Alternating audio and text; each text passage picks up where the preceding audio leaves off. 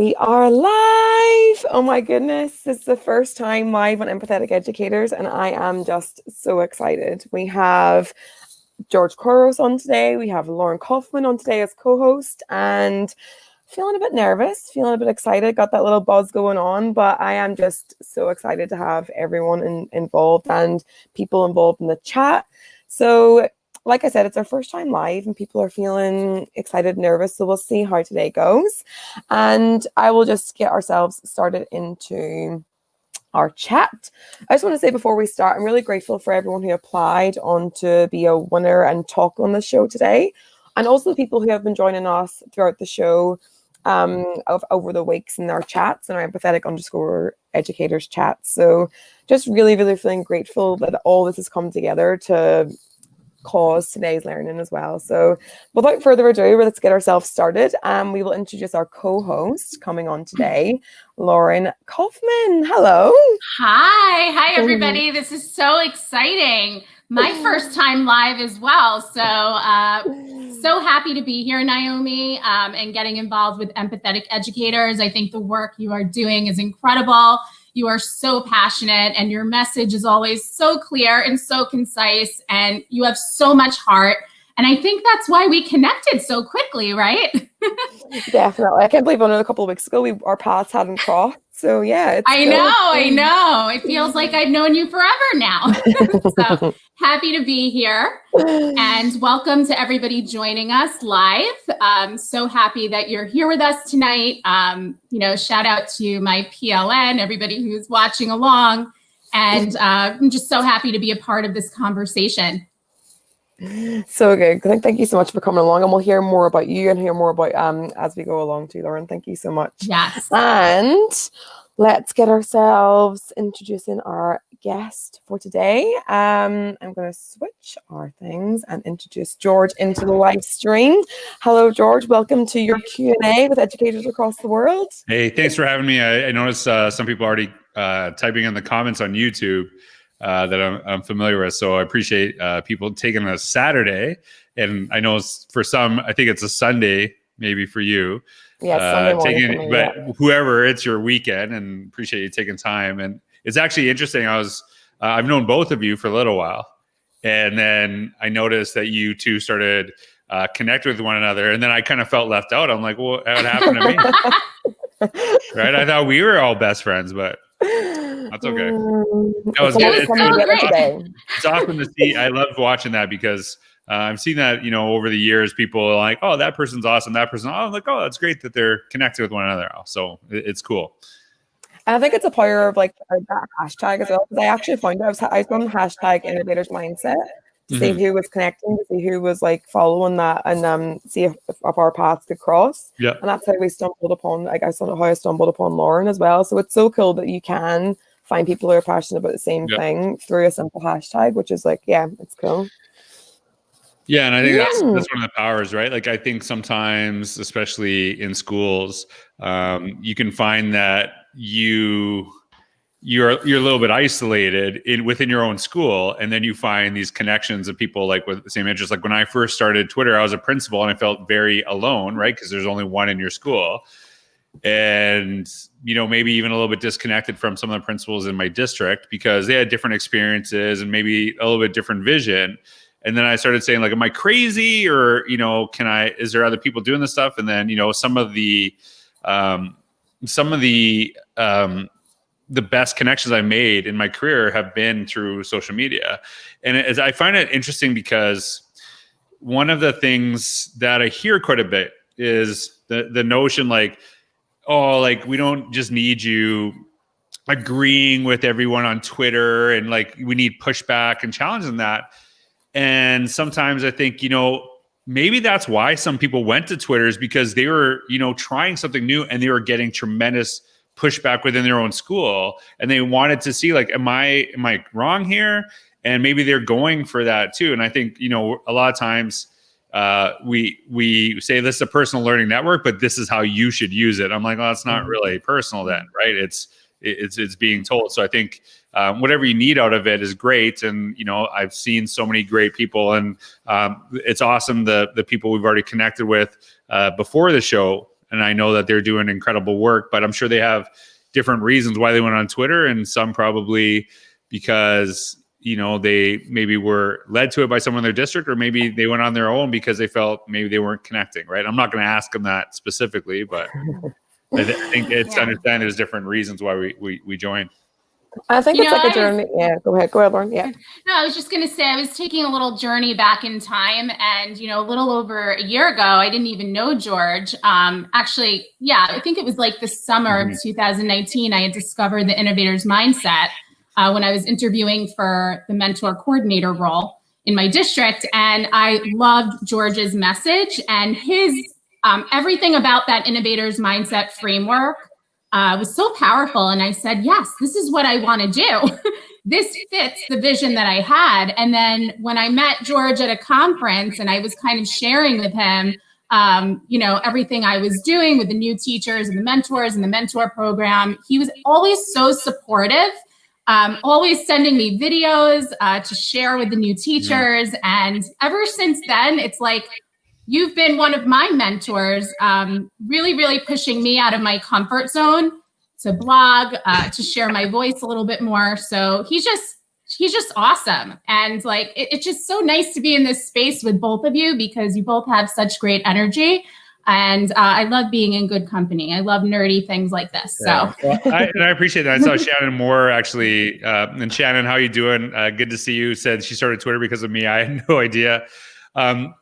I also saw Natasha Nurse, I think, and she's in your district. Yes, she's a good friend of mine. Positive person I've ever connected with on Twitter. Feels like every time I'm getting a pep talk, every time she tweets, like it's just awesome. Oh, I love that. Natasha's getting a shout out. Yeah, and I almost feel bad for saying this, and maybe like, and I don't know if this is true or not, but I feel like for you and I, the first time that I connected with you and knew about you wasn't actually on Twitter. It was actually in person at a conference. And like, I might have like stumbled, you know, maybe tweeted or something. I don't know. Like, I honestly don't know. But I remember we connected at a conference with Sari, and we connected. And one of the things that's kind of neat is think about that experience, you know, when we were like, you know, well, I should say when I was, you know, 10, 15 years old, you go to a summer camp, you'd like meet incredible people, and you're like, I'm never gonna, like, we're always gonna be friends, and then you never talk to them again, right? And whereas we just stayed connected, right? And I think there's a real power in that, and that's something I also think about shifting for my own kids, is that if they want to stay connected with someone they meet across the world, it's so much easier and possible. Now, you could have done it when I was a kid, but you know, letters get hard to write after a while, but it's so easy to do that. And I think that's one of the powers. It's not just meeting people on Twitter, but it's actually engaging in person and then keeping that connection alive and learning from one another too. And I think that's like the 2020 especially has shown that. And like, it's like people say sometimes digital can be a negative, but look how much of a positive. It's kept me alive. It's kept me like so much passion whenever you maybe can't put that passion into something that's happening in your real life and like the real physical world, actually in that digital real life. It's so good to have those connections as well. And I think going back to what you originally said about how the journey happens, I love whenever people throughout the journey have been saying that maybe they might just watch on Twitter, or maybe they might take part in a chat, or maybe they might lead something. Like the whole journey of people, no matter what they're doing, their voice is still being heard, or they're feeling connected, no matter what they're given or taken from the relationship. And I think that's really positive as it goes along too. Yeah, and that's when you think about that, and I'm sure we're maybe I'm more guilty of this than maybe you two are, but I'm sure people that we've connected with, you go at your own pace, you see the value of it. And then all of a sudden you're like, everyone should be on Twitter. And, you know, I was like, if you're not on Twitter, you're irrelevant. And, you know, like, what's wrong with you? And, oh my God, like, but then I could look at my brother who begged me to get on it for 3 years prior. And he could think, well, where were you in 2008? Right. And others could say, you know, like some people just maybe joined in 2016. I could say, where were you in like 2010? Right. And I think it's really kind of honoring that people are in different spaces in their lives, you know, and not just like professionally, but personally too. Right. Like I think sometimes it makes a lot of sense to maybe join or not join because of what's going on in your personal life or what's happening too. And it's a mix of those things. So it's really kind of honoring that, hey, there is a really powerful tool. And we were talking about before how much I actually hate Voxer, and everyone's going to leave right now. But I also say I have no issue with people loving Voxer and using it. It's really about trying to find those spaces that work best in a way for you and finding that, but also honoring that, every one of us was probably against this at some point and then changed our minds, and just understanding people, maybe feel that way right now. And it doesn't mean they're wrong. They're just in a different space. You know what, George, I listened to your most recent podcast, and you really got me thinking, as you always do. And Naomi, remember in our podcast, they said, great minds don't always think alike. They think differently. Well, George is always that person for me that's like, and what about this? And he gets me thinking in a way I've never thought before. And I'm like, oh, and in his latest podcast, he's talking about how you have to meet people at their point A to get them at their point B. And I love that. I think it's brilliant because there is this continuum, and you have to honor people and their perspectives and their philosophies and, what drives them. And I think there's so much power in listening to understand and respecting where people are and let them move at their own pace. Yeah, and that was kind of back to what we had in our chat with Keisha as well. So I think it's love it. Look at this already buzzing off all these things that are going on in this chat, like literally so buzzing. But I think now at the minute, I think we'll have a wee pause and we'll get people's voices into the conversation who are our amazing winners from our chat as it goes along. So I just wanted to give a shout out because I just seen Adriana, amazing, who's been leading the Google Asia Connect over the weekend, and this is actually being part of that as well. So I've got my little Google Innovator mug with me, having some water. So really, really excited to have that as part of our journey for the show today. So let's get ourselves into actually a Google Innovator coming up as one of our winners. Stephanie Rothstein is our first person coming on. So Lauren, I'm going to shuffle you off to the side for a little minute, and Stephanie's going to come on for our first guest. Hi. Hi. Hey, how's it going? Going well. Hey, George. Hey, Naomi. So excited. Yeah, thank you so much, Stephanie. I call you my Wonder Woman because you just achieved so many amazing, wonderful, amazing things in your life, personally and professionally. So maybe give a little introduction and let us know your question that you have for George. Happy to. Naomi always makes me feel so good. So I just love being in the room with her. And then it's such a pleasure to get to chat with George even a couple minutes so far. So yeah, super excited to be here. A little background about me. I'm Stephanie Rothstein, and as Naomi mentioned, we met at the Innovator Academy in Singapore, and I'm so excited about that. Was a life-changing experience for sure. So I'm an innovator. I'm a Google for Education trainer and coach. I do ed tech support at my school, but I'm also in the classroom. So I am the chair of a design-based thinking pathway there, and I teach the English classes with 9th graders. So yeah, it's been quite a few years of a journey. This last year, I called it the year of yes to me, and kind of doing the things that I had always wanted to do. I have 3 kids, and I finally just said I need to do some stuff that will move, shift, change me, push me, and I embarked on that journey. And look, here we are today, getting to talk to George. So, well, I was wondering about your dancing queen tweet. Oh God. Do you want to maybe, I don't know if we can broadcast that, but I'm looking at this right now on your Flipgrid. You are super into that song. I can't even hear. Oh, look, I saw the brush. It was yesterday. I can't even hear what you're singing right now, but I can feel it, and you're like pointing at the camera, and so that's good. I love that. I love the and I think that's one of the things that draws us to social media is that I don't want to just hear about education all the time, right? I want to connect with people, and there's a power in that. So you're also doing this right now, just so you know, you're right into it. Okay, yeah, but so yes, that was on Friday. I tried to think about my students are giving presentations at the end of the semester. Our semester is coming to a close, and they do a closing presentation. They've interviewed a person of inspiration, and they're connecting it to people that we have read about, and we're inviting them into the classroom, and we're honoring them in our virtual space. And so I tried to think, well, what's a way that we can kind of calm our fears around presentations in general and just have fun and also connect with each other. So I took to the Flipgrid karaoke universe and and had fun with that. I just decided, let's just do it and put it out there. Well, I'm expecting every question to be like in a ABBA melody now. That's my yes. I'm super excited though to ask you my question, but I'm making as soon as I'm done this, I'm going to make a GIF. I'm making a GIF out of your ABBA. Okay, this is like I'm going to cry out of pure joy. Probably all the other participants are like, I'm out. I'm not getting on this. He goes through my Twitter. Naomi will vouch. People are talking in the chat. If you recall, like at our Innovator Academy, like if music's on, I will be on. Loves it. Yeah, loves it. I do. But I did come on with a question for you. This is not about me. My question is, during times of high stress, i.e. right now, educators often revert to what feels safe. And what do you think would help communities to build a community of collaborative innovation during this time of high stress? It's so weird that that's the question you're asking. You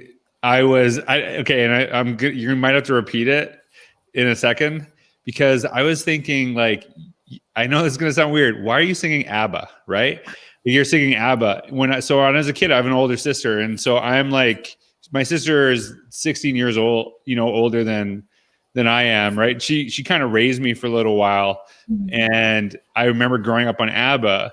And it's funny because I don't know if you saw Eurovision, which is probably one of my favorite movies. It is incredible. Have you seen Eurovision, Steph?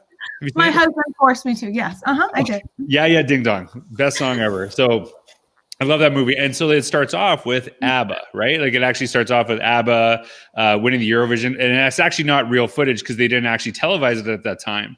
But they were there. And I think there's something really powerful about like what we grew up with, what we know. And I think, and then you ask that question, and I'm like, oh, that was literally what I was just thinking based on what your choice was for actually doing karaoke. And so when we're talking about, I think people need the idea, and this comes from Covey. He talks about the notion of confidence and competence, right? And we've all, like, 2020 is the year of the learner. Whether you like it or not, it's the year of learner. Every organization, every individual, you have to do this. But I think part of it too is, what do we know that works and how do we adapt it in different situations, right? And what do we feel comfortable with? And I don't know if you've ever seen this, but I started using this little meme check-in, right? And the meme check-in just has like different animals, like how you feeling today, you just pick, and there's like a sleeping otter, like as a happy cat, that kind of thing. And I share it, as people enter into a Zoom space, right? And I share this as people are entering. And I'm like, hey, you got to like tell me, like, no, don't just pick the number. Tell me why you're feeling that way and why you're connecting. And, Steph pops in. She's like picking a 5 with like a dog with a Frisbee coming at its head. I'm like private messaging Steph. I'm like, you okay? Like, what's up? Like, that's the private message question, right? To check in on this, right? And so I actually do this. People are like laughing when they enter the room. They feel comfortable. They're ready to go. And then I get in the presentation. And then I talk about, why it's important to build relationships. And then I actually refer to this study from Ohio State talking about simply greeting kids in the hallway at the beginning of classroom actually has been shown to prove reading and writing scores. Just greeting kids in the hallway before they enter your classroom, 10 to 15 minutes, right? So the way I get people to look at it is like, this is a high investment strategy, right? We know this works. And if you had zero research on that strategy and you told me, I know this works, I would 100% believe you, because you're telling me before people walk into your room, they already feel valued. They already feel welcome. They feel warm to that space. And you might say, well, I don't have 10, 15 minutes. Well, you might not think you do, but you're going to save 10, 15, 20, 30 minutes of classroom management trying to get kids on task, right? Mm-hmm. So the reason I'm bringing this all up in, response to your question is that you think about how I know that greeting kids in the hallway is a great high leverage thing that I do. So when I talk to them, I'm like, hey, so what I actually did, I said, what is the Zoom equivalent of this? Like when you enter into a virtual space, how do I enter into a room? But a lot of times when you're actually going into a Zoom, it's just like a slide is up and it's like, you're at this place. And it's like, oh my God, like this is, and then they just start talking, but you feel no connection with that person. Right. And so then I talk and say, okay, what are the things that you're doing that you did in a face-to-face setting that you know inside out that work really well? And let's try to figure what is it actually, like what's the equivalent in Zoom? What's the equivalent in maybe hybrid? And I think part of that too is we have to make that bridge between what we know works into these new spaces so that we feel comfortable as we're going through there and kind of like giving people those connections. But what happened to many people is like, it's all of a sudden you're going from one space to the other and hopefully you figure it out. And so it's kind of like trying to get people what they're familiar with is a really good way to kind of leverage them into those spaces. Now, there's different things you can do in those spaces. So like, for example, when I do like a keynote on Zoom, I actually want people engaging and talking and having conversations while I'm talking. If I'm having keynote in person, I don't want you talking the entire time I'm talking because it's impossible to concentrate, right? Mm-hmm. And so there's a way that I utilize that to actually connect and leverage. So I think it's trying to ensure like what's a high leverage thing that you're doing before, and then what is like, how do you find what's the space that you're working in now, and what's close to that, like what's some type of equivalent, so that not only like that you feel more comfortable, but kids are actually walking these spaces and feeling comfortable, right? And I think that's hopefully that kind of answers your question. But I know a lot of people have been doing that, but it's kind of like, oh, this one space is so different. Yeah, it's different, but there's things that are important. Relationships are really important. Empowering kids is really important. It doesn't matter the space. Those things always matter. So I think it's what do we know that matters, and focus on that, not just simply like the pedagogy. What do you think, Steph? You tell me your answer to this question. No, I find that super helpful. I'm also thinking about it, I think, from the perspective of like the collaboration of educators in the space too. And so like for me, when you were talking, I started to think about how do I apply those same things? Because I am doing them in the classroom. And how do I apply them with staff? Like, are we opening our spaces to like build our staff and that support in the same way that maybe if I'm talking about really building a community that is based on collaboration so that we can innovate, then we do have to build relationships between staff where they feel safe to do so. So that all of those things that you're talking about as foundations that will save you time later with students, it's the same thing with staff. And so I keep thinking about it from that perspective of like teacher, leader, administrator, and also staff members. I hear from teachers all the time who are saying they're feeling alone and wanting to build that and not knowing how, right? And feeling alone in that space. Yeah. So, yeah. And I know you read Innovator's Mindset, and that is that notion that you're talking about is like the whole. I know this, like, it seems like such a simple thing, but that meme check-in thing, right? Mm-hmm.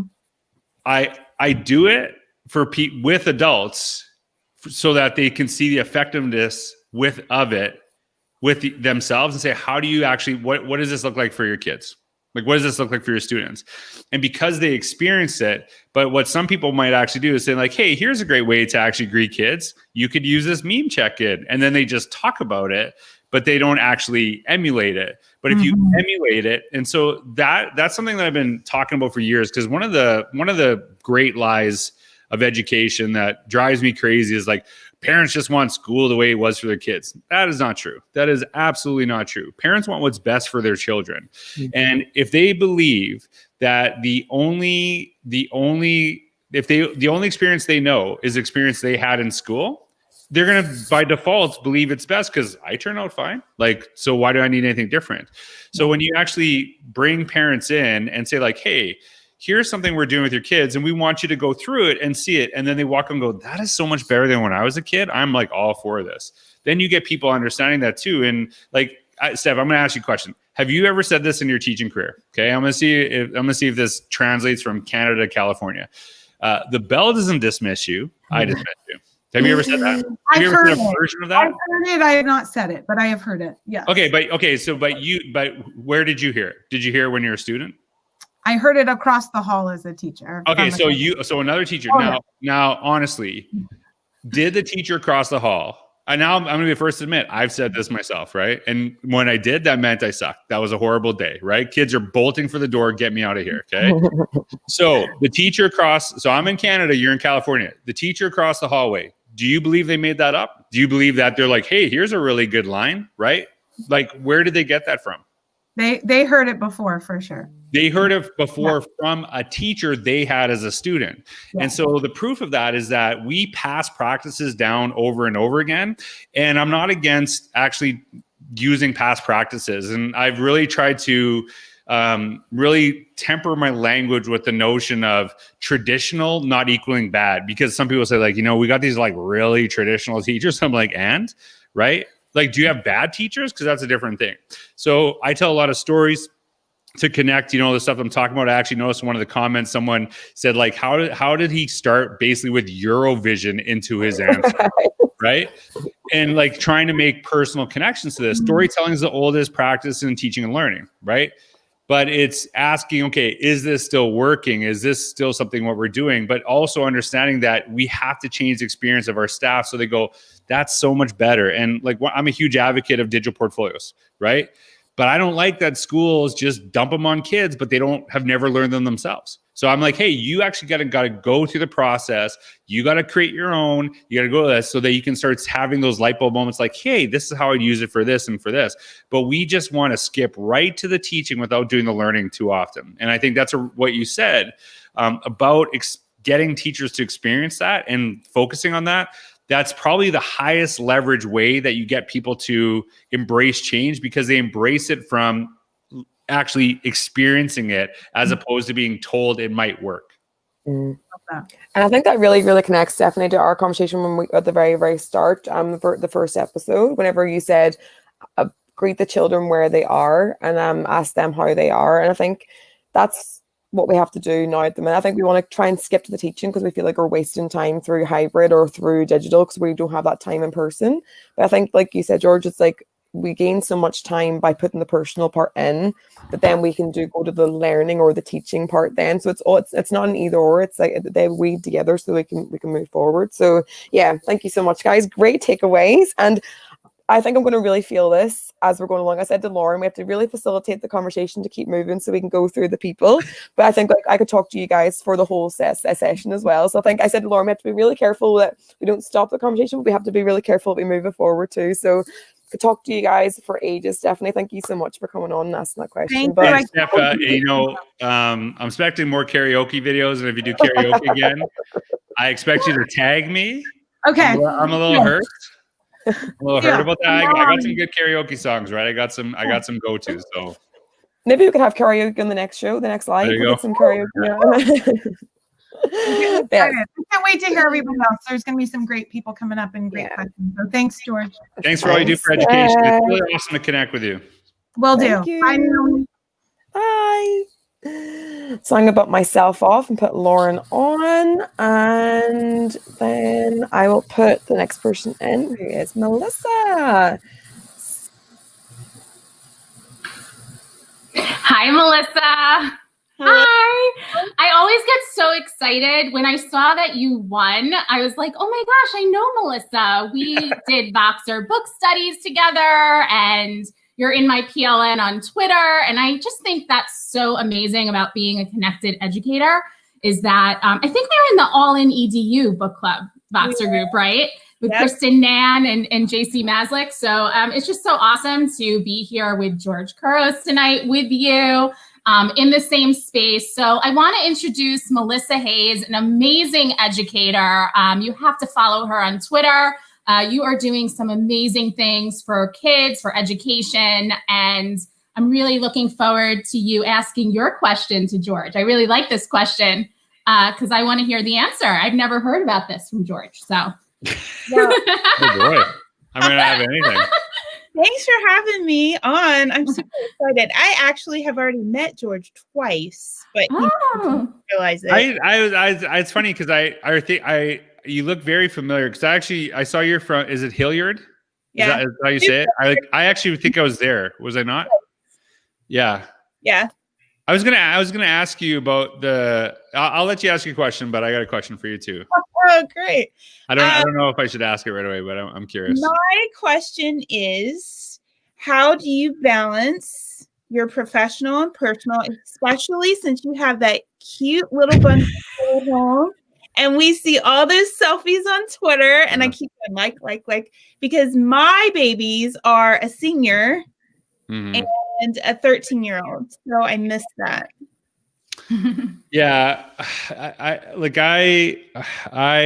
don't know if balance is the right word, because, there's no magic formula for that, but I have become a lot better at kind of shutting down and not looking at things. And, and really, and I actually wrote about this. I sent out an email today about this, and basically saying, like, you have to be really thoughtful of who you spend your time with, because the people that we're surrounded by, let's say someone is just totally negative, on my case all the time. Well, that interaction I have with them for the 20, 35 minutes can lead to me being bothered by it for hours. Right. And I know that sometimes that's easier said than done, because that could be your boss, could be, your partner as a teacher, someone else. And I think that's really important for me. But I really try to, when I'm home, because I travel quite a bit, I try to be home. And I felt that when COVID happened, because I was traveling all the time before, obviously, because I was speaking and traveling, it was when I was home, I tried to do everything on a plane, right? So like when I got home, I didn't have that, but my time was limited. And then COVID actually started happening. And I'm like, okay, well, this is going to be interesting. I'm going to be home all the time. And what I found was I was home, but I wasn't present.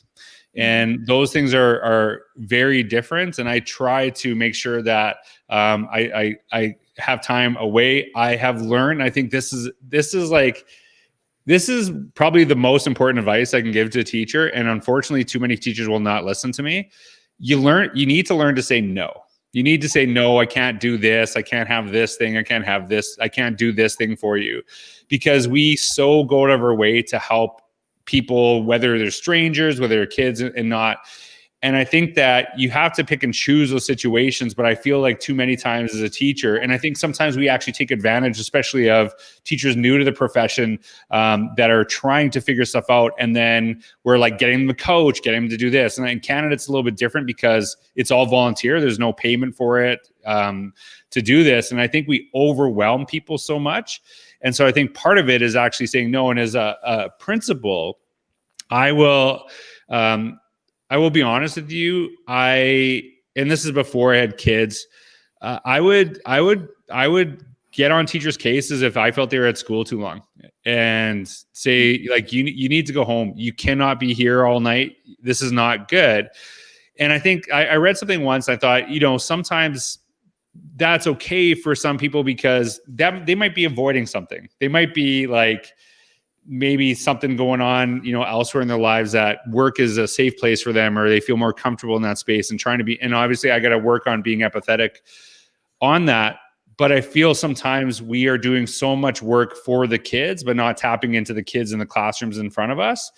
And I tried to model that too. Like I know this sounds weird, but I usually would spend Friday nights at the school, not like overnight, but I would stay there late, because most teachers would actually leave early on that day. And that was like my one day to be there. But most of the days as a principal, I left right after school because I wanted to go work out, and it made me feel better. And I think we tend to let ourselves depreciate in health and wellness, but take care, but we then like so many teachers that have said, like, don't you think balance is important? I'm like, well, are you balanced? And like, no. I'm like, well, you're not even modeling it. You're not even doing those things. And I think part of it is you have to figure out what works for you. Like I actually, I think Lauren and I have had conversations about this. I don't take when I'm home and I'm like independent, I don't take anything before noon. That's my time with my family. That's my time for my health. And it's different, obviously, as your teacher, but you got to say, like, where am I at? What do I need to actually be healthy? And figure out that for yourself. And I figured it out. And I wish I could say I'm the best dad in the world, but I got a lot of work to do, and I want to be really present for my kids. And I don't know if I'm succeeding all the time, but it's a challenge for all of us too. I think great educators are always over reflective and super hard on themselves, and so I think it's normal for you to be saying that because you are so passionate about what you do and your expectations are so high in every part of your life, personal, professional, and you can be hard on yourself at times, and I love what you said about finding the balance that's right for you. You can't compare yourself to anybody else. You have to feel happy and comfortable with your personal and professional balance that you're bringing into your life. So you can't look at other people and say, oh my goodness, they're getting to spend more time with their family or they're focusing more on work, because you don't know what people's stories are. You don't know what's really going on with every hour in their day. And I love that you say that you really dedicate your first few hours of the day to your family, to your mental health, your physical fitness. And that's what makes you happy, where somebody else, it might be the opposite. I have a friend who must work out at night, and get everything done during the day. And then at night, that's when she focuses on her family. So I think it's striking the right balance for you. Okay, Melissa, I got to ask you a question, okay? I don't know if we're running out of time, but I want to make sure it says in your profile picture, it says Global Student Voice Ambassador. Yeah. Correct? Yeah. What is that? Tell me a little bit more about that. I'm in a PLN, so it's like our family. So we're pretty strong believers about kids and using their voice. My control is a lot less than their control. They have a lot of the choice and voice of their own education because I already graduated from second grade. I'm just giving them tools and they're navigating themselves. And then we talk about SDGs and how their voice can change the way we see the world and the way the world is at this time. So I just thought of something and I want to ask you about this. And I don't think I've ever even talked about this, but I just saw your picture and it kind of struck something in me because I've been a huge advocate of students sharing their voice. I actually have a TED Talk that's actually called Our Voice, and it's about encouraging kids to share their voice and connect. And I think that one of the things I'm really thinking about quite a bit lately is we're really encouraging people to speak, but I don't know if we're encouraging people to listen, if that makes sense. It's all about if every kid started talking all the time, I don't know if we'd get anything done. Do you know what I mean?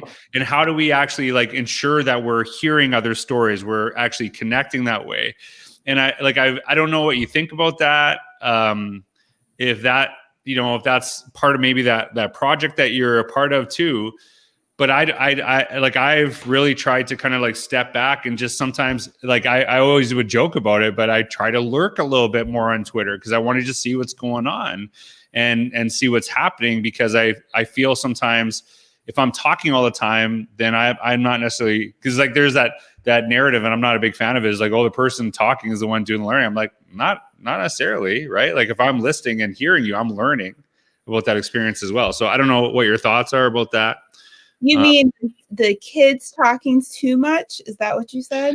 Well, it's not like I'm hey, we need to shut these kids up. That's not what I'm saying at all.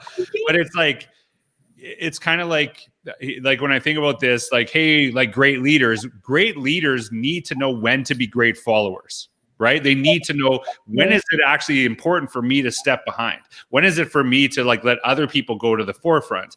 And I think it's the same thing, is that we're so encouraging kids to share their voice. I don't know if we actually do a good enough job. And it's the thing in education, we always swing pendulums way too far to the opposite direction. And I don't because it's hey, if I'm being honest, when I was a kid, it was you shut up, I'm the teacher. That's school, right? And so now it's everything, let's get kids talk. But if we don't actually teach the importance of listening and really thinking about that, I'm wondering how we bring that into the phone, because I definitely don't want kids not to talk, but I think that it's very important to actually it is important to teach people listen. For me as a speaker, Like I have years and years of work that has made me better and better and better at that. And so if that can be true for speaking, it should also be true for listening. Like, how do I actually actively develop in that space? I agree. And I think for me, it's more personal because I have a daughter with Down syndrome who can't really speak as much as she could, who's passive, who looks at other kids and thinks, I'm not even up to par educationally, which is a horrible thing to think about. But when I teach second grade, have taught 23 years, and my ultimate goal is for every single kid to be just as important and just as special as every other kid. I don't care the diagnosis. It doesn't define them. They have a voice and they have they have the platform to showcase their learning, and for us to celebrate that no matter where they're at. Yeah, and Melissa, one thing that you said, and it's really something I've really been focused on my language and stuff, is that sometimes when we talk about like our gifted kids or like our smartest kids, we're talking about kids that do well academically. But some of the kids that are the most gifted in your schools are terrible academically, right? If you based my success on how well I did in science, right, I'd be dead by now, right? Like if that was based on that. But some of the things that I flourish at were actually discouraged in school. And so I think really schools, like as you said, we have to really focus on how do we ensure that every kid knows. Like I saw someone tweet this one there, like not every kid's gifted. I'm like, not every kid's gifted maybe at math, but every kid's gifted. You have to help them figure that out. Right. So I really appreciate that. And I think it's a shift in the way that we see education and teaching and learning, that a kid might not have done well on center's tests, but they have these gifts that we need to bring out somehow in the work that we're doing. To me, a world without labels would be amazing. Mm-hmm. And we just see the child and not the label. So, well, thank you. Okay. So this was awesome. And I love the lens that you bring, Melissa. And just to acknowledge Keisha in the chat, she said another form of balance is speaking and listening. And I think bringing that balance into our classrooms and with our colleagues is not only, using our voice to advocate for ourselves, but also to listen to our colleagues and to listen to our students as well. So thank you so much, Melissa. We're going to go back to Naomi now. Thanks, Melissa. With the next activity. We are all moving around, getting around and doing, oh my goodness, it's so hard just to stop these comments. Lauren, I know that we're having to stop and start because that was so beautiful. Melissa, thank you so much for sharing that, because that's really great to hear your perspective from a personal but also professional level. And I think like Shannon Moore said, I think this is all grounded in empathy. And I think empathetic educators, it's all really coming through, like that listening piece and trying to shine it and connect it all together. It's just so important trying to bring that together. So we have Christy joining in. And I think that the question you have to do with empathy as well is just really, really great. So Christy, how are you doing? I'm doing great. It's good. I always I've been to Hawaii. Where are you in Hawaii? I'm in Kapolei on the west side. Okay. Like I've been to Hawaii several times, and just the nicest groups I've ever, like, just so wonderful to me. And they're actually, like, whenever I go to Hawaii, I'm sorry, I don't know if this is what we're supposed to be doing, but they're like, I find every time I go to Hawaii, they are so interested in my kids. Like they're really focused. Like, how are your kids? How are your children? Like, and they're so it's just like it's always a pleasure to connect. So yeah, I've just mentioned that because I know you're from Hawaii, and I've seen you connect with several people that have brought me out or I've worked with in the past. Sounds like it's time for you to come back. Anytime. Let's just get this going here. So I think, Christy, if you would, is that an invite for all of us or just George? Yes, you too. Yes, okay. I'm here. Okay. Yes, for sure. Make it amazing. Happen. So welcome on to Empathetic Educators. Would you like to ask your question? Oh, sure. My question is, how can educators, like administrators, decision makers, foster a culture of trust and help people embrace change rather than fear? So how can we help people overcome their fear factor? Yeah, well, the thing with trust is, especially when you go into a school, like, I'll give you an example, and I talk about this often when I go into schools, and I'm sure you've seen this. I don't know if this is relevant, and probably you haven't seen it in a little while because of just, COVID and stuff like that. But you've seen in classrooms, outside the door when you walk in, there's a little sign like, "Don't bring your phone in here." Right? Have you ever seen that, Christy? Yeah. And actually, let's be honest, I've been in Hawaii. Like they shut down YouTube, until, I don't know if they've opened it, but I like when I was talking to them, and so you're saying no, and that's actually at the state level. And I've had some, and so you're taking this huge library away from kids because, let's be honest, we're saying we don't trust you. Like, we don't really trust you. So like when a kid walks into a classroom and it says, "Don't bring your phones," by default, we're saying we don't trust that you'll actually make good decisions with this.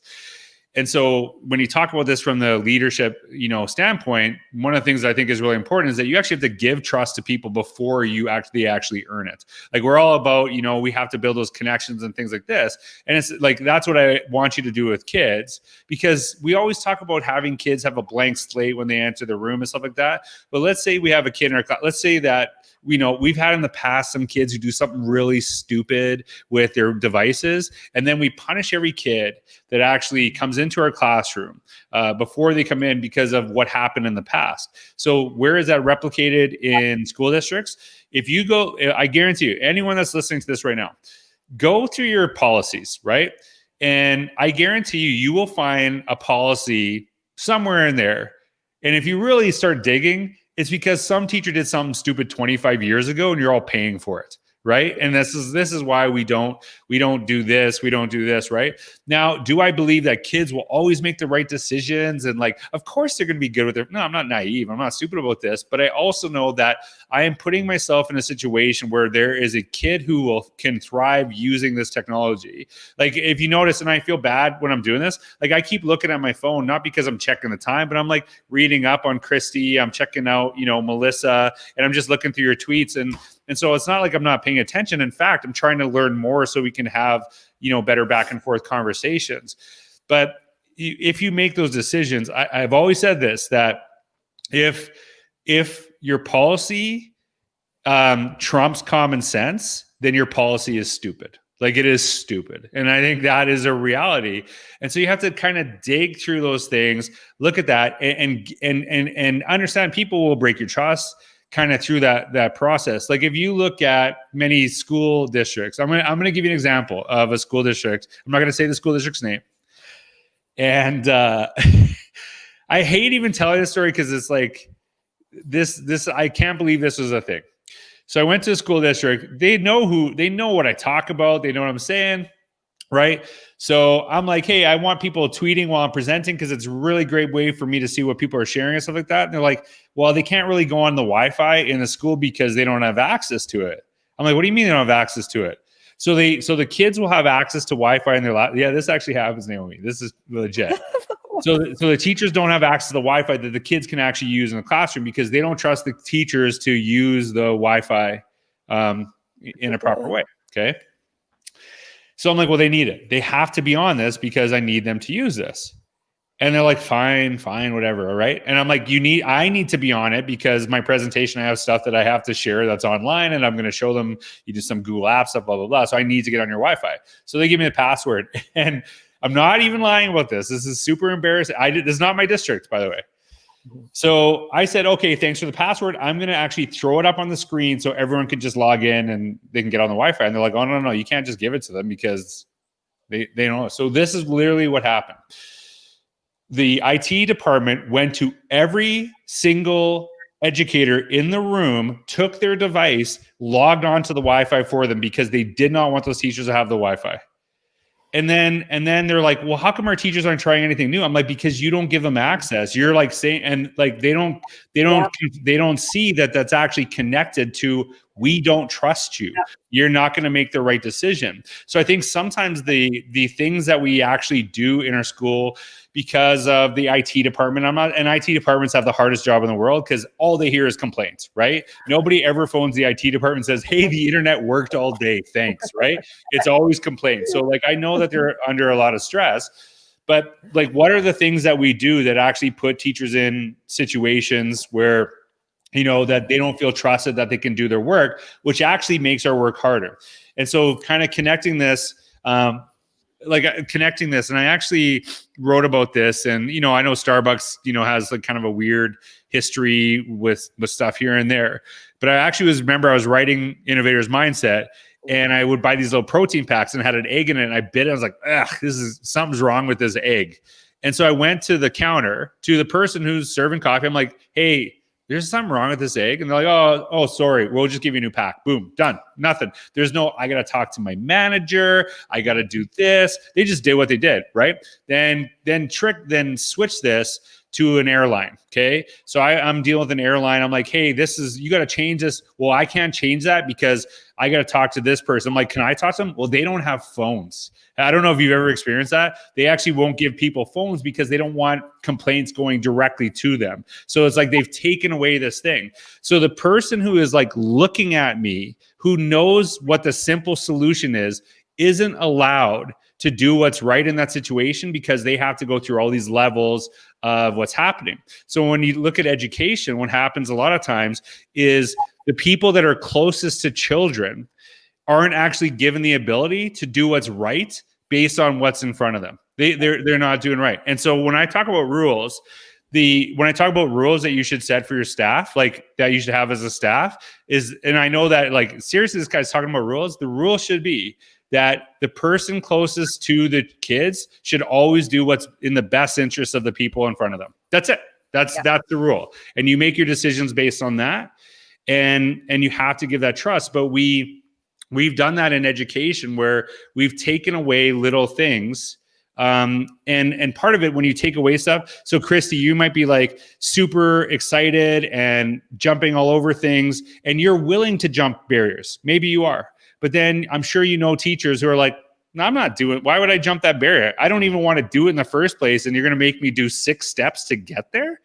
So if you look at Stephen Covey's work on the speed of trust, when you actually have trust, the quicker you can get things done, the better you can get things done. But when you don't actually put the people closest to children in situations where they can make common sense decisions, right? Then that's where we have. And so I think it's partly looking like, what are the policies that are inhibiting us? What are the things that, and asking that, like, because like I said, when you think about the no cell phone thing, do people think about, like, we say relationships are important, but trust is a really important part of relationships. But do we see that as a I don't trust you situation?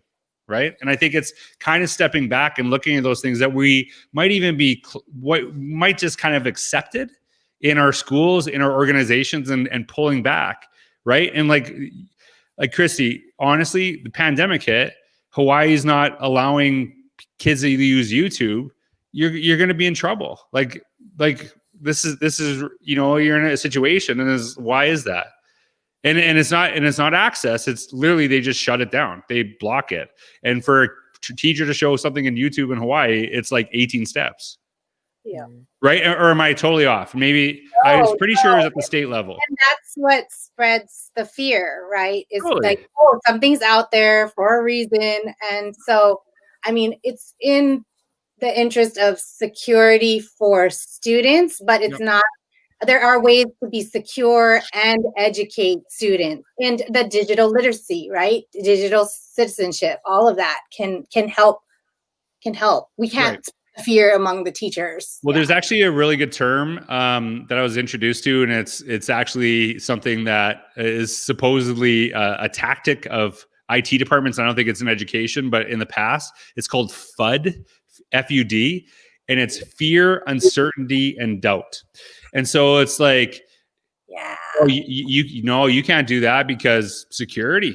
And then people are like, well, if it's and like, just like you said, well, if it's a security issue, I don't want to do this, right? Or like, oh, you don't think something bad can happen there? Like, that could be kind of iffy. So now you got uncertainty and you got doubts, right? And so I think that worked in the past, but a lot of people coming into education that are not tech people actually understand technology quite well now. And they're like, that's not legit. That's not true what you're saying. And so there's been some pushback, right? And really, like, we talk about how do you make decisions based on like what's best for kids. And I actually remember when I was principal, we were doing, and I'm sorry, anyway, I know I'm going way over. I'm literally, my brain's like Northern Harbor. I'm like, when I was a principal, I wanted teachers to blog, to understand, because we were doing digital portfolios and we're going to use blogs. And so I wanted teachers to kind of go through that process and do it and go through it and understand it. So on a Monday before a Friday PD, I said, hey, on Friday for the first 2 hours, I'm going to, we're going to actually do I want you all to write a blog post. Okay. And so if you don't know what you're doing, I will be in the library and I'll be there to help anybody who doesn't know what they're doing. Right. So if you know what you're doing or you want to figure it on your own, at 10:30, we're going to be sharing what we've done. So if you don't want to come in till 10:30, that's fine, but it has to be done by 10:30. So I had teachers, I'm not even kidding. They were working on this blog for 6, 7, 8 hours of their own time at night so they could sleep in for 2 hours on Friday. Right? They're like, oh, I could just, God, I want to pick up my kids. I'm exhausted. And they all had it done. Right. And so like there was an accountability that was built in to the process that was done. And teachers so appreciated that extra time. And I would do this all the time, say, hey, I want you to work on this. We're going to have lunch now and it's going to be 3 hours. So you go to Starbucks, you go do whatever you need to do. But when we meet back at 2:00, I need this from you. And so they would just go and do it. And people like were so happy about that process because it's like, hey, I want you to do this, but you got to do it at this time. And I'm going to be like watching you. And, it's like, go to Starbucks, go do this, go do this. And, like what if a parent sees this? If a parent sees you, tell them to call me and I'll explain to you what's going on. And if anyone ever questions that we weren't working on this day, I got 50 blog posts. I'm going to show evidence of what we're doing. Now, here's the other thing. Christy, I don't know. And this is the last thing I say, I swear, I'm sorry. Christy's like, he's giving us 2.5 hours to write a blog. It's going to take me 5 minutes. Okay. And you know what you do? You write the blog. Why would I punish you for being fast? Why would I punish you? Like what I say, well, Christy, it only took you 5 minutes. So you owe me 2 hours and 25 minutes of other stuff. I'm like, no. Hey, good for you. If you could do it in 5 minutes, awesome. And so I think a lot of times we actually put people that do things efficiently or in a way that works for them, we actually punish them because we want everyone to work at the same pace. But it's like, no, I gave you time. I've given you an opportunity for support. If you need that, you can figure it out on your own too. And so I don't want to punish people that are actually maybe comfortable with that or doing that as well. And then Christy, at some other point, there's going to be something you don't know how to do that 10 other staff will be able to do in 5 minutes, but I better not hear you complain that they were so much quicker, right? Because, well, you were this, right? So I think it's like, there's different, when we talk about innovation, we often connect it with technology, but really how I actually restructure professional learning to get people to have time on their own and figure stuff out, that's innovation too, because it was new and better to what they were doing before. Yeah. Sorry for going on.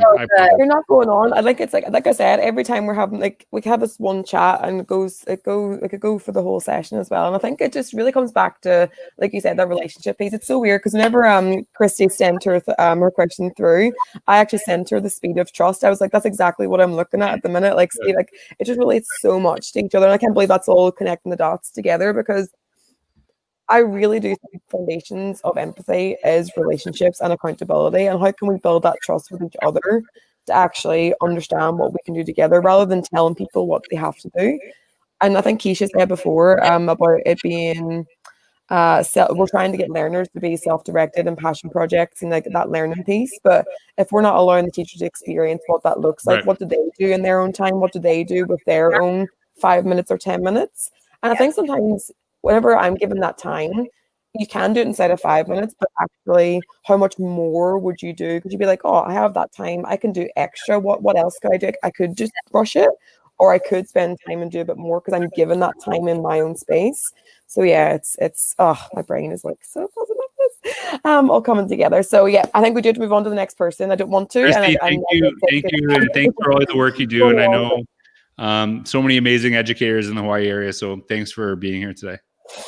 Thank you, Christy. We're going to introduce Lauren, and we were meant to have a little game in between, but I think I'll keep the game to the very end because it's just a really great flow at the minute. So I think we'll just keep moving through the questions and then we'll have a little game all together. Thank you, Christy. So we're going to move on to Patty and Lauren. So let's introduce Lauren back into the screen to co-host. I'll remove myself and I'll put Patty in. Hey there. Patty. Hi, Patty. Patty is a fellow Long Islander. I'm from Long Island and Patty's from Long Island. And again, I get to introduce somebody who I've already connected with on Twitter, in various Voxer groups. So it's amazing that we're here together again with George tonight. Patty, why don't you introduce yourself and ask George your question? Yeah, Lauren, I think it was the George's book that we first did on Voxer. Then we did the All In together. So, and then finally, yes, I think there was the Ed Camp thrown in there between that. We finally, like a bunch of you Long Beach educators were there. I don't remember. Yes, and shout out to Long Beach because there is a bunch of Long Beach educators in the chat. Natasha Nurse and Erin Kane and Christina Garvitz. These are all the teachers in my mentor program. So thank you for saying Long Beach. Was I not supposed to? Patty, I don't know if you know this. I don't know if you know this about me, but I'm a diehard Islander fan. That's nice. Oh no, are you a Ranger fan? Are you a Ranger? Oh no. Canada, how can that be? Well, because I grew up with Mike Bossy and Billy Smith. Oh, there you go. Yeah, those are my guys. When I was growing up, I was obsessed. I actually hated the Edmonton Oilers. I live in Edmonton now, and I love Billy Smith, and Mike Bossy is probably my favorite hockey player ever. So yeah, and then once I'm with the team, I kind of just stick with them. Like I don't follow hockey as much as I used to, but yeah, I love the Islanders logo. And it's just like, it's a cool story. I love the Islanders. I think but that, you're talking about a time frame when that rivalry with the Rangers was at the worst. When the Rangers, well, it wasn't a rivalry then because the Islanders always won. Yeah, that's true. We were called not so much now. But so Patty, you have an awesome question. I love it. Yeah, I want to say thanks, George, for talking about the meme and doing those things. Because first of all, I taught fourth grade at a private school for like 10 years, dabbled in middle school, and I'm currently at a high school in a leave replacement. And I get told some things, like especially this year for some reason, oh, that's so elementary. That's so elementary with that connecting. So I think even what you said with the memes there was a perfect thing at all levels. And if we buy into it, everyone else will buy into it, which has to do with my question. How do we get teachers to realize that creating student self-efficacy begins with ourselves? Because I've literally seen it, that if you're not 100% all in on it, and I see it now with the high schoolers, those high schoolers can see through it when the teachers are just speaking it but not believing it. You might be able to convince those elementary school teachers, the children, but I seen it. You see the looks on their faces that as you get up that the students are like, yeah, we're not buying into it because the teacher's not fully bought into it. Yeah, and it's interesting that you kind of bring up the notion of that meme thing maybe being like seen as a little bit elementary or joking or things like that. And I think it's I'm gonna cry because this movie, oh my god, I think it's My Dog Skip. If you've ever seen that movie, it is like I actually it was funny because I was teaching grade 7 at the time. This is my second year teaching. I'm a huge dog person. And these kids are like, Mr. Couros, you said we could have a movie day. Can we watch My Dog Skip? I'm like, is it sad? They're like, no, it's happy. And then if you haven't seen it, the dog, of course, dies at the end. And I'm bawling in front of all these grade 7 kids. And I'm like, oh, why would you make me watch this? And I actually made Kalia watch it recently. And it's just a sweet little movie. But the reason I bring this up is the author of the book and shares this line. we spent our whole life or our whole childhood like waiting to become adults, and then we become adults and want to go back to being kids, right? And I always think about that, and really, like I know I've mentioned this before several times, in keynotes and things like that. Like, I was inspired by Billy Madison. That was why I want to become a teacher. I'm like, that looks fun. That looks like something I could do every single day. And I think that's why, a lot of people that became teachers, because they love going to school. They love the connections that we make and seeing that. And I think when you talk about this, maybe some of the disinterest that we can actually have, I think part of it too is I try to always understand from someone else's point of view. And some of the things that we said we wanted to do, Jimmy Cassis talks about this brilliantly. Some of the things that we'd said in an interview that we wanted to do, and then have gone away from that, right? When we were applying for the job, right? We were all in saying this stuff. And what are the things that we can actually, move away from as we go part of the career? And I think part of it is we've lost some of our focus on at the leadership level and why people became teachers in the first place. And part of it is, and I've talked about this, and I talked about this extensively in Innovate Into the Box, the term data-driven. Data-driven, I have said this a million times, is the stupidest term in education. This is beyond stupid. It is really reducing the profession to robotics, right? It's just mechanics and, get good on scores. Now, the disconnect for a lot of people when I say this, like, you don't think data is important? No, I'm not saying that at all. But what the issue is, we're taking the most human profession, we've reduced it to letters and numbers, right? And so if all you talk about is test scores, then don't be surprised when teachers teach to the test. And they're like, look, I don't care about the fun stuff. I just got to get my kids to do well in scores. And then if you think about that, no teacher, when they were a child, and someone asked them, what do you want to do when you grow up? They never said, I want to grow up and test children. Like, nobody says that ever. Okay. So I think part of it too is, like, of course, people have different times in their lives. And let's be honest, some people go into education, it's not for them. Right. And there are those factors. But I think at the administrator level, when I can't get people to buy in, or I can't get people to really get excited about teaching, the worst thing I do is blame them and say, like, well, it's their fault. They've lost their passion. And maybe they have, but what I have to ask is, like, what can I do different to bring that out? What can I actually do to connect to that? Because that is part of leadership, is understanding to move people. And some people, like, if you don't buy into what they're saying, their second method is they're going to just say it louder. Or again, as opposed to, like, maybe you need to, like, listen and have conversations and have some, like, the worst thing you can do for me is, if you see that I'm struggling and not doing well at my job, is to pretend that I am doing good at my job. And I need to know, like, hey, like, you seem a little off. Like, you don't seem like you're into it. Like, something going on, something happened. And we were talking about the importance of trust. And it's like, I think a lot of times we get to those conversations in education when we're about ready to move to an evaluation, or we're about ready to move someone out of a school or do something like that, as opposed to saying, like, hey, you don't seem into it. You don't seem like, what can I do to help you? What can I do to get this? Because, as you said, if the kids can sense it, they're checked out. They don't want anything to do with it. And so you not addressing that, you not having that conversation, you're not only hurting that person, you're hurting the kids you as an administrator are actually expected to, to serve. So I think a lot of times, and I've had tons of conversations like, these teachers won't move, or they won't do this. I'm like, well, maybe it's you.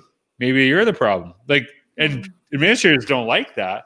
But I'm like, what are you doing that's getting them to that space and having that conversation? And I think that's some of the real conversation. Like I said, if you address everything, and they're like, sometimes we got to help people move on from a career, because nobody wants to be bad at a career for their entire lives. Like, I'm being honest with you, as much as people don't like talking about this. But I think it's really pulling back and asking like, what could we do to help? What can we do to support to get them to get into that space? Because as you said, it is so important that you support people because the kids are the ultimate losers in that process. Yep. And if you looked at, and I'm being 100% honest with you, if you looked at portions of my career, I can't say I was into it. I can't say I was just like shining example of what I should be as a teacher 24/7. And sometimes it's because I'm dealing with some personal stuff. Sometimes I'm like, why would you put me in this? I have no interest in this subject, and you need to move. I've actually seen an administrator moved based on some conference they went to, and they wanted teachers to teach blah blah blah and blah blah blah and teach several classes because it sharpens the saw, blah blah blah. And one of the teachers that I inherited on my staff, he said, all I wanted to do is teach phys ed. That's all I want to do. Now I'm teaching that half the day, and I'm miserable half the day. So then the next year we said, look, I want someone that the entire day, if I can get that guy excited the entire day, I don't really care what the conference person said.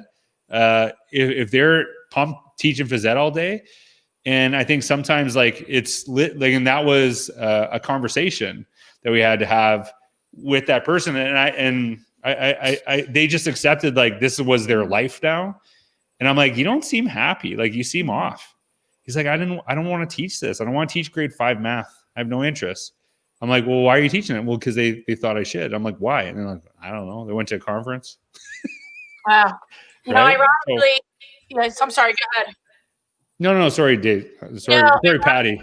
I read your Twitter handle. Ironically, I'm going to try not to get emotional right now. You just shared something that, but totally not even expecting it, of a decision, that I was, kind of just wrestling with in the past 48 hours. And It's like knowing who you are as an educator and where your best fit is, despite the other circumstances. So thank you for providing confirmation, not even realizing it. But, you made me think, where else, what other time in our teaching career have we been asked, why did you get into teaching, except on that job interview? What a great question to maybe get prompting, your staff to think about that again, and to really, I don't know, just to delve back into that, ignite that passion. And I think we get I'm so thankful for Twitter. My coworkers are like, look at me strange when I'm always trying to get them on and get them on a path. But you're living in a petri environment in your school. Yeah. Right. Get out of that petri environment. And I don't say that necessarily in a negative way, but there's too much of a culture that can breed either positives or negatives at that time. And it's so important to get those outside perspectives. Yeah. And I think revisiting your why throughout the course of your career is so important, because it grounds you. It brings you back to your purpose, right? And Stephanie Moore said in the chat before, it all starts with relationships, right? Yeah. So if you're leading with empathy and you're meeting kids where they are and your colleagues where they are, I started the year with my kids with George's 5 big questions. What are you passionate about? What does success look like at the end of the school year for you? What qualities do you look for in a teacher? Or just some of those questions. And it was a great way to start. And I've been revisiting them, and I use those students' answers and embed their passions and their interests into my instruction. So it's very purposeful and intentional. And there are times right now where I need to take a break sometimes from the content and instruction, just to circle back with them and do a check-in, because they can sense whether or not their teachers care about them. They feed off of your energy, and it is so important to really show them and be genuine about it, that you care about them as humans first, before just driving through curriculum, right? So I know, Lauren, I want to before you kick Patty off. You're a little harsher on the time in the Naomi, so you cut me off. That's good. I know you're good at time. I want to just share this real quick. I wrote about this in Innovator's Mindset. When as an administrator, I would send out an email to my staff, probably 2 to 3 months before the end of the school year. And I'd say like, if you could have your dream job, what would it be? Now, if you tell me I want to like, go work and be in Hollywood, not much I can do for you. Right. Like, right. But it was like, and I can help you what's your dream job and what it would be. And so we'd ask that. Right. And so it was a really powerful way to kind of understand like what people were doing and stuff like this. And there was one circumstance I remember specifically. There was an elementary teacher who I saw as like one of the best elementary teachers, just was like such a good elementary teacher, was just so awesome, right? I couldn't imagine her anywhere else, right? And we had a middle school teacher, because it was a K-9 school, who excelled with the middle school kids, was absolutely awesome. Both of them responded to that email saying, the elementary said, if I could teach middle school, that has always been a dream of mine, I would love to teach this. Wow. The middle school teacher said, if I could teach elementary kids, that is a dream of mine. I've always wanted to do this. And I'm like, are you kidding? I would have never moved either of them ever, based on my observations, because these people excel in these roles. And then we swapped them, and they were just, I felt that they weren't just effective. They were both very effective in both the roles, but I felt they actually were happier, right? And I think that they found a satisfaction that they didn't have. Maybe before that, they were like, some people are really good at a job, but that doesn't mean they're not miserable doing it, if that makes sense. Right. And so it was just interesting. And like, really the reason I want to bring this up is because sometimes we just need to ask, like, just ask the question and see what responses you can get. And you might find that it's pretty easy to make some of those, dream jobs that people have come true. So I just wanted to share that. Sorry, Lauren, I know I cut you off. No, that's okay. Thank you. Thank you so much, Patty, for being here tonight. I loved seeing you in this space, and I'm going to give it back to Naomi right now. Oh, yeah, I think you're muted, Naomi. Lauren is more strict than me. I get too caught up in that. I get too caught up in that. Lauren's playing the Oscar music for me.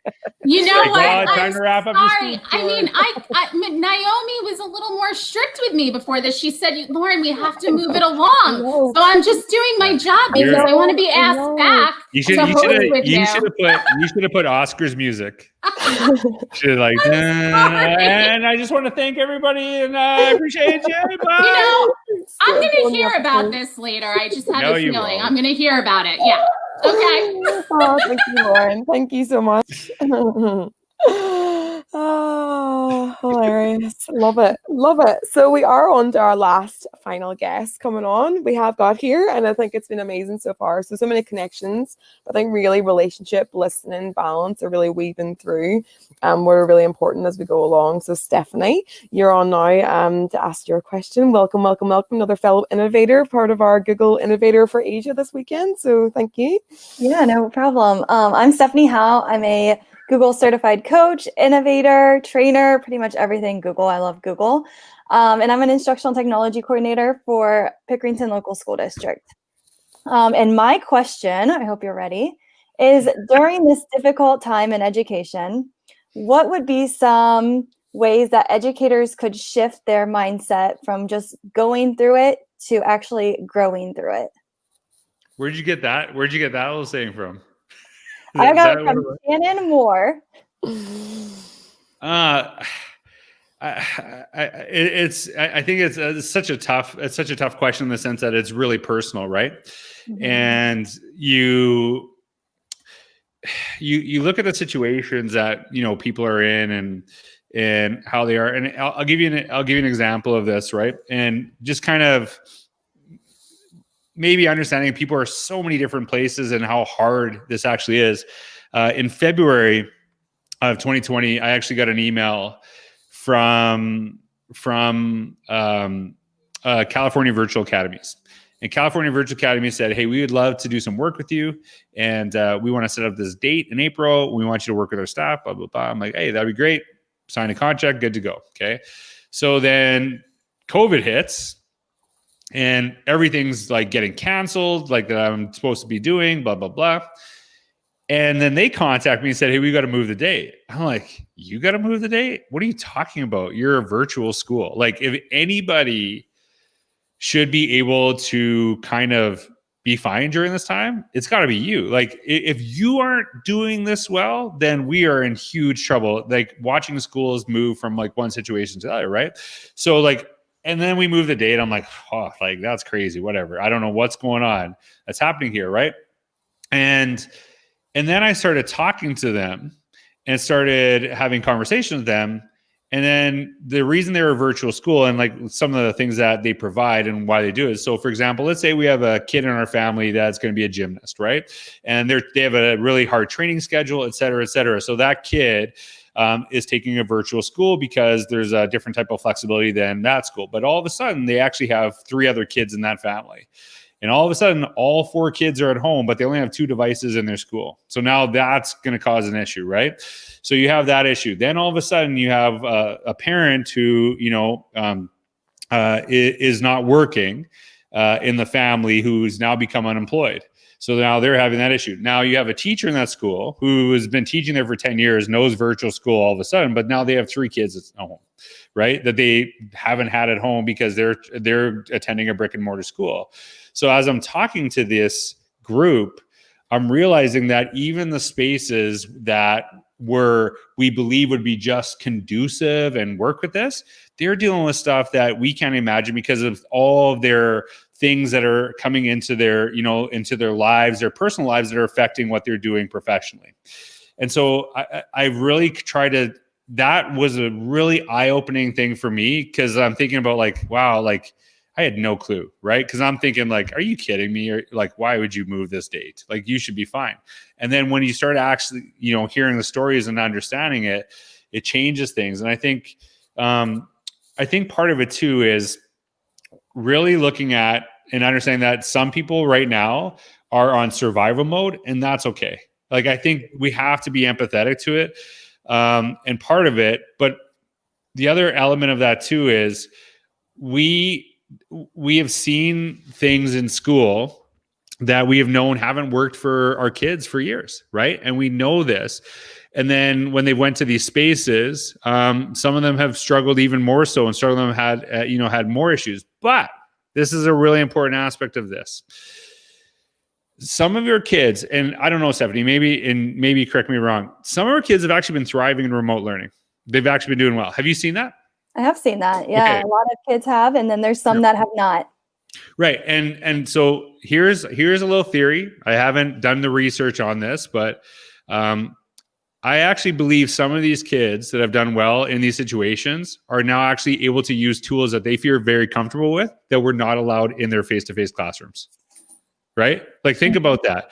A lot of kids are like, no way you're using a laptop. No way I want you on a device. And now it's like, you have to be on a device. You need this laptop. And they're like, oh, yes, finally I get to use this stuff. Right? And so now that's not always true. And, some of our kids that are very comfortable with technology, they might not be thriving for, a myriad of other, situations. But really what we have to think about is that no matter the space the kid is in, how do we ensure that they're fine, right? How do we ensure that the kid who is thriving face-to-face is doing well in remote? Because we've really worried about that kid, but what about the kid that's doing really well in this remote learning situation that maybe doesn't want to go back to face-to-face because they don't like it? We have to ensure that they feel comfortable going back to that as well. And I think that when you talk about this, and like I said, for some people, and I totally understand, it is about survival mode. And I understand because there's so many factors we have to understand outside of this too. And like I'm hearing like principals doing evaluations. I'm like, okay, I'm gonna come evaluate your leadership during this, okay? Because I bet you're not getting an A on the report card right now. Because and I'm not saying that these people aren't really capable, but things are changing, constantly. All the time. Like I was just talking to someone the other day, said one of the hardest things that we've had to deal with is not that we're remote, not that we're face-to-face, it's that we're going back and forth over and over and over again. And kids have anxiety because they feel like we might only be here for 3 days and then I'm going to have to shift back to this situation, then I'm going to have to shift back, just pick one, right? And so part of that too. So I think on the individual level, we have to kind of honor that people are in different spaces. But I think part of it too is that when we look at people who maybe thrive in this situation, this kind of goes back to the whole notion of the innovator's mindset. What am I creating for myself in this situation, in the sense that how do I create my own professional learning? So I know people are watching this right now, and really every person that is watching this is getting something different out of it, right? They're not all going to walk away with the same 3 key points. And the reason that they're going to walk away with something different is because they have a different experience coming in, every one of them. They have a different skill set based on whatever coming or entering the space, and they have different wants and needs. And part of it is actually understanding that, like I always say this, you know, when I haven't been to a bad professional learning in probably 10 to 15 years, because I actually determine what I'm going to take out of it. I don't say like, oh, is the presenter any good? I like say, look, hey, there's got to be something in this that I can take out, expand on, and do it. And I think this is why I talk about the innovator's mindset as a furthering of the growth mindset. And the reason I say that is because I'm a huge believer in the growth mindset, but I'm also a believer it's not enough. The innovator's mindset is about taking these ideas and creating something with them, as opposed to just absorbing knowledge. So when we talk about, like, for example, professional learning opportunities, and when we have them, like Stephanie, this is, I'm sure you've seen this too. And I hate to pick on like specific specialty teachers, right? But music teachers, I hear this from often. Phys ed teachers are like, what, how does this apply to music? Right? Like, how does this PD apply to music? Have you heard this before? Like, I'm not saying anything. I've heard about it. Yeah. Right. Right. Because, and I understand that in the sense that, like, I'm not going to tell a music teacher how to teach because they're taught music, right? And I actually, to be honest, I don't tell anyone how to teach, but it's going to be probably fewer examples of teaching learning in the area of music. But this is what I always talk about, is that you're the expert in music. You're the expert. You're the one who knows music inside out. So what I want you to do is look at the things that I'm saying, look at the things that I'm sharing today, and you say, how do I apply that to music? How do I make that connection myself? But too often, like, and you hear this, and like I'm saying stuff that I know is true for education forever. We'll say a conference is great because I got all these things I can do on Monday, right? All these things I can do on Monday. But what about Tuesday? What about the next Monday, right? We hope that someone can give us these carbon copy ideas that we can just simply, you know, put in our classroom and utilize them. But really what I try to look at is the idea of, like, what am I taking from this where I can create something better? What am I creating from this? Because that person who has that great idea for their classroom, that's awesome. I could learn something from that, but they're not my classroom. They're not my group of kids who I know inside out. So I got to figure out those ideas. I got to tweak them, take them in a different way. Like, as an administrator, especially at the central office level, I used to go to conferences, get brilliant ideas from leaders around the world. I never used one exactly as it was. Never one. And I'm not saying I didn't use their ideas, but I'm like, hey, this is our context. This is what our district looks like. How do I adapt this idea? What do I not like about this idea? What do I actually think is better about this idea? So I think part of it too is understanding that, how do you actually create change for yourself in a time where change is being thrust upon you, as opposed to waiting for change to happen? Because if you simply wait for change to happen, you're not going to be ready for it. Right. But if I create it, I'm ready for it because I'm making it happen. And so I know that's a long-winded answer to your question, but I think we have to take ownership and really think, and to put that in the heads of our kids, is that you have to create your own learning, right? I can't make you interested in something. You know, I can engage you all I want, but if I'm the teacher that stands on the desk like Dead Poet Society, what happens when you don't have that teacher? When you don't have that connection?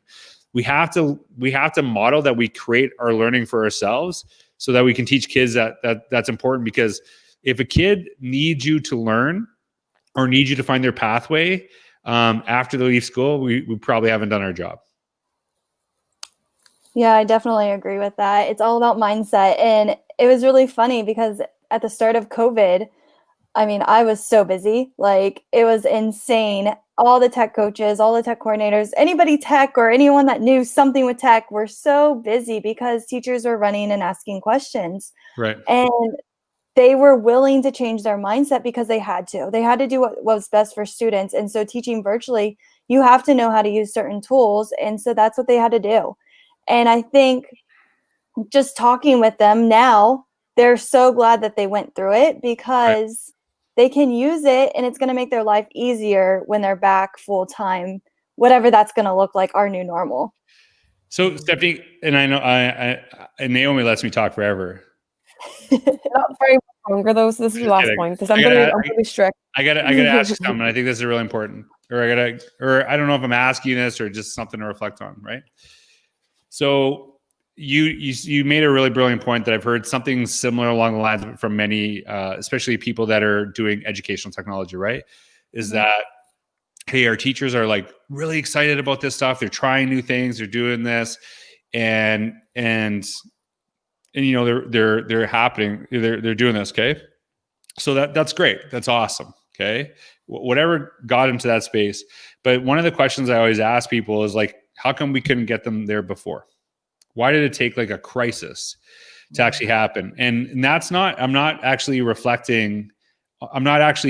putting that as a negative reflection on the teacher. It's a leadership question in the sense that, and you saw me, I worked with your Pickerington, right? Okay. Pickerington. So I thought so people are like, oh, here's this technology guy, but you saw people just really gravitate to more of a message. So what I actually talk about relationships a ton, which the majority of educators are all over the place or all over for. And I also talk about the importance of learning and why that's so important to the work that we do. And like what teachers can say, relationships and learning aren't important. They're all going to see that. And what I do is I work backwards from those points into, and then get them to see the value of technology into actually improving and enhancing relationships, improving and deepening learning. But what a lot of people have done in the past with technology is like, we're going to do a Twitter workshop. And it's like, why? Like, why are you doing this? So they don't actually make the compelling case in getting people to understand why those things are important. Whereas the thing I think people really need to understand is that we actually label those people who did not embrace the technology before as bad teachers. But then we saw them embracing and trying these things. Those teachers always believed relationships were important. They always believed learning was important. But what happened was that their kids were now isolated by themselves, and they knew the only way they'd be able to connect with them is that they actually used that technology. They had to use that technology. So they were all over it. They were totally fine. But the question that we have to ask ourselves as administrators, as leaders, is we need to figure out how to, when things are good, get people to see the value of this stuff, to get people to see this, because maybe we haven't done our job to actually get people excited about this, to get. And I learned years ago, if you focus on the technology, you will lose people. I'm not saying technology is not important, but all of us wanted to make a difference in kids' lives. All of us wanted to really make an impact on learning. And so if you start there and then work the technology in, it's going to be more effective than you use a technology and then that stuff is just secondary. And it's like one of the reasons I think, we've always, and I don't know the setup in your district, but in so many districts, we have the technology team and we have the curriculum team. Why are they separate? What the heck? Why are we doing that? They actually need to be meshed to each other. That the curriculum team should actually understand how technology actually is implemented and can be effective in learning. And the technology team needs to understand the curriculum. But too often we're like, hey, here's this cool new app. Here's this cool new thing. It's like, okay, the curriculum people think it's stupid because it doesn't have to tie anything. And so we need to work backwards from what's important as opposed to trying to like work from the technology, right? So I don't know if that helps at all. It definitely does like bring it all together, because I think like even just hearing you saying about, say, for example, a music teacher is in a meeting and they might say, what's it to do with me? Sometimes it actually physically isn't anything to do with them. And so like it's like the system and accountability. So like accountability of taking ownership of your learning, but also what systems in place to like allow people to take ownership. So if it's nothing to do with them, actually, do they have to be there? What else could they be doing? But then if a system is there for them, how can they be taking ownership of what it is? So I think it's accountability and systems weaving together, which is kind of what we're all talking about. So even though I don't like to cutting you off, I need to. We need everyone in Pickerington for me, Stephanie. Good to see you, and your district's really incredible. So thank you. Keep up the great work. I actually get to work with somebody that had my role. So he was a technology coordinator, and now he's in the curriculum department, and so we work really well together. It really is true, awesome. Though, because I've seen it, and it's been bad when they don't talk or communicate. Right. Yeah. Thank you so much, Stephanie. I'm going to actually bring everyone back in because we're going to let Evo give us a little bit of a prompt before the end of it. So I'm going to actually bring everyone back into our screen so we can have everyone at the end. Oh, look at us all. Amazing. Love it. So we're all back in. Stephanie is Just saying. we're gonna do some Brady Bunch karaoke right now. She's ready. She's got her brush. Good night, Lisa. I got on my mic. That wasn't actually quite meant to be what it is, but we could have karaoke if that's what we want. But yeah, we're gonna put Evo on. He's gonna give us a little bit of a prompt, and then we'll have a little bit of a chat and a little coming together before the end of the show. So oh my god, I'm so excited having you guys all on the part. Where is Evo? He's actually he'll be coming on. I've got him recorded because it's actually I think it's like 3:30 in Dubai. Okay. He was meant to be on live, but he was one of the winners too. But we had to record him, so we incorporated him into the fun, rather than having him on asking you a question. So I'm gonna press. He's actually asking the second question. There's meant to be two, but we were chatting too much. We couldn't get anyone to stop talking, so that's fine. So we're gonna let him do number two, and we'll think about that. So here we go. Right, George, and the second question for you relates to superpowers. Now, we all know that you are a big fan of design and design thinking and innovation, but putting some of that together, would you rather have the ability to be completely invisible for one day or have the ability to fly for one day? Choice is yours. So, what a fun. It's directed at George, but we'll have a little bit of a conversation all together. Let's see. I see big smiles on our faces. What are we thinking, George? What do you think? I personally, okay, so that's a really tempting one, right? Because I'd love to see conversations that happen about me when I'm not in the room. That's really tempting. But as a basketball player who used to be able to dunk the basketball, my dream is to dunk one day again. I'm taking flying. I know that's like kind of cheating, but yeah, there's nothing like dunking a basketball. So, and I know that's a little bit less, but yeah, flying is my thing. Cool. Anyone else? Anyone else think they would have? Anyone else have invisible?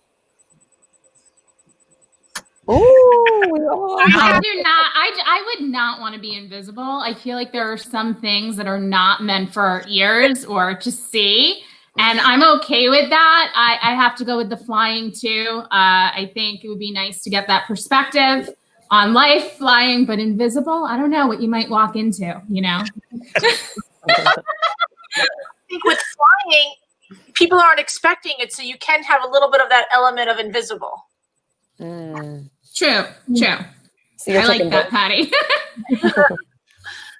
I want to fly because I want to get to the tops of mountains and see awesome views. Get to places I can't normally get, and I don't like to hike that far. Maybe like 30-minute hike. So I think flying will help me in those goals. Love it. George, I didn't know that with the basketball. Oh, I think I did know that in the book because I'm an NCAA women's ref. Are you serious? That's awesome. Actually, it's funny because I know this is gonna sound weird, but I was actually on a path to ref NCAA college, and I had to choose between that or speaking. So I was actually doing Canadian. And so there's actually where are you reffing? I'm on Long Island, but so I actually do school ball, but I'm only I'm at the D3 level, but I got Northeast area and stuff. Last year was my first year at the college, but our rules person who wrote the NCAA rules book is a good buddy of mine in Jersey. Yeah. But yeah, so we always have those boys games right after, so I know many of those officials as well. But yeah, well, it's interesting because so there is someone I worked with. Her name was Karen Lasuk, and she taught I think grade 4 in my school district, and she taught half-time because she was reffing NCAA, and she reffed in the Olympics. She's reffed in. She's done I think it's maybe it's like Gonzaga area, so doing there. And what was really interesting is she was like a halftime teacher, but as you know, it's not like you ref every Friday, Saturday throughout the year or whatever. It's going to be sporadic. So she would teach full time for like a couple months, And then she had a partner. They just worked really well together. And so sometimes that partner would take over. So she just had to teach like 100 days of the school year. And so she had total flexibility. And one of the things that we had in our school district was we had that our vision was we want all kids, we want to inspire them to reach their dreams. And so it was like something along that. I can't remember the exact wording of it, but it said like, we will like inspire blah, blah, blah for students to reach their dreams. And I actually challenged it. And I said, it shouldn't be students, it should be learners, because then it actually embodies all of us. Because what if we have, like Karen Lasuk is a great example of this. Here is someone who's doing incredible work. She's willing to grow. One of her dreams is to actually referee basketball at the highest levels. So why can't she see herself inside that vision? Why is it only our kids? So we actually changed it so that learners to achieve their dreams. Wow. Which was funny because when I became a speaker, my superintendent said, "You can't be gone all the time." I said, "Well, let's take a look at the vision." And he's like, "I hate you. I hate you." He's like, "You changed that word." I'm like, "I did." Right. But that was one of my dreams. And so he's like, "All right, we'll figure out a way." Can you just repeat what you said? So now you have it as learners. What was that phrase? I don't know if I can pull it. I'm going to actually pull it up because I think I want to read it. And I'm not sure it's the district vision still, but it was when I was there. And I thought it was really, like I said, really, really powerful. And like I said, and that was one of the things that was really important in our school district is that we actually wanted pushback. We wanted challenge. We didn't want people just to say oh, we'll just accept it as it is, because we said we're so much better when people are actually challenging these ideas. So like I said, it was students, and it went from that. Let's see if I can find it, because I think it is quite powerful. And I apologize, I'm going through my slides now. I think that will be our last little takeaway then, George. I think that'll because I'm seeing some tired little faces as well. So from our little children too. So yeah, did you find it? Yeah, I did. It's a place where exploration, creativity, and imagination make learning exciting, where all learners aspire to reach their dreams. Nice. Beautiful. And I think that actually encompasses everything we've actually just been talking about. So that's actually a really nice way to end the session as well. So I'm really, like I said, really grateful for having everyone on the show. Everyone, I could have talked to each of us for the whole session. So I think I'm really, really grateful to have everyone on the Empathetic Educators show first live. And we went live without hiccups. There people in the chat. We had people going back and forward. And I'm really, really proud of everyone being part of the show. So thank you so much. And we even got a little last minute visitor with Steph as well. So fantastic. But yeah, maybe I'll give you 30 seconds, George, to summarize what you've just talked about for an hour and a half. That's all you get, 30 seconds. Yeah, good luck. I'm not going to summarize anything, actually. First of all, I want to thank you for bringing people together, because I think this is really awesome. So thank you for doing this. Some of the stuff that you've been doing, I actually was watching some of the videos you've been doing where you're reflecting, and I actually messaged Lauren. I'm like, that's really cool what she's doing right now. So I think it's really cool bringing people together, and for all of you, and Lauren for co-hosting, thanks. And I know I'm going to get in trouble after because I made the joke but Lauren is someone that really is an inspiring person, does a lot of great work. And so for you both co-hosting today, but all of you, I didn't want this to be I wanted to learn from you too. And so it's just been really awesome to connect with you all and have conversations. And I love going beyond the handle, right? Just seeing you on Twitter and stuff like that, and having conversations and just having expressions, and, having conversations that might seem a little ridiculous, talking about karaoke and things like that. But that's one of the things about, these PLNs is that this is what makes it personal. Right. And I think that's what the power is, because I don't want to just talk about teaching and learning all the time. I'm passionate about education, but we got to be well-rounded too. And I really appreciate you all being here. And Patty, so cool. You're reffing basketball. I want to talk shop with you one day about it too, and learning all these things. So thank you so much for, I love when people are all these educators are educators. I'm like, all these educators are hanging out on a Saturday because they're it's just so incredible. And people watching, thank you for spending your Saturday with us too. I appreciate y'all. Thank you so much. Yeah, Thank you. So amazing. So I'm gonna end the broadcast. Another tip that I'm gonna have is I'm gonna have a little outro for the next session. So I haven't got an outro, but we'll just say bye to everyone. And yeah, thank you so much to the viewers. Thank you so much everyone involved, and thank you so much for co-hosting and being involved, Lauren, too. So thank you. Thank you so much for having me. Okay. Bye. Bye.